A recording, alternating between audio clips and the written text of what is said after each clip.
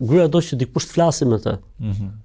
Është e vërtet që ne meshkujt ndoshta jashtë shtëpisë flasim shumë, e më thojnë za na marrin fjalët kur shkojmë tek shtëpia, por se ky nuk është faj i grave. Ne duhet të kuptojmë që gratë bile madje edhe ty të lehtësohen shumë gjëra në momentin që flet me gruan për le të themi për përditshmërinë tënde. Qartë.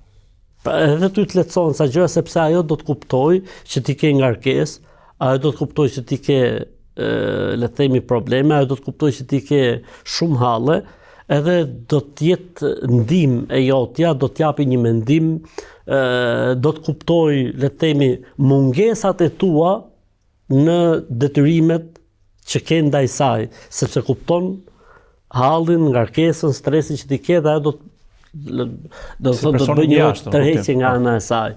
Dhe kjo është më e mira, domethënë që njëri shprehet, siç ndodhi me profetin alayhis salam, që shkojnë në çadër në rastin e Hudejbiyes dhe i tha po të bëhet nami, tha po pse? Tha njerëzit nuk po zbatojnë urdhrin tim.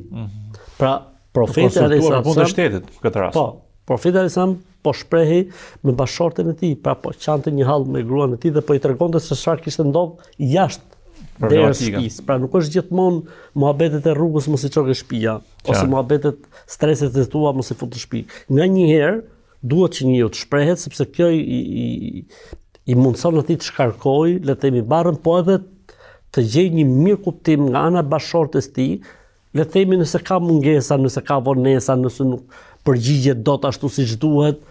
Domethënë gruaja kupton se prit se nuk është puna se po e bën prej inatit apo qëndrim. Apo po mban në një qëndrim. Thjesht nuk është mundësia, le të themi, apo ka ngarkesë kështu me radhë. Pra duhet më u shpreh. Gratë duan këtë gjë vllajnë, që ti të thush për isha këtu, bëra këtë. Muhabet e kotit do thoshti, po kemi kohë ne për shembull bëjmë muhabet e kotit, po duhet më bërë vëllai, ca muhabet e kotit. Isha sot atje, nuk I nxorra dot dokumentat, kam prit një orë tek uji dhe dritat, me zor u bëm, na loj muhabet, domethënë duhet mbushur. Ka nevojë Ka nevojë që të komunikim, shkëmbim ndjenjash. Patjetër.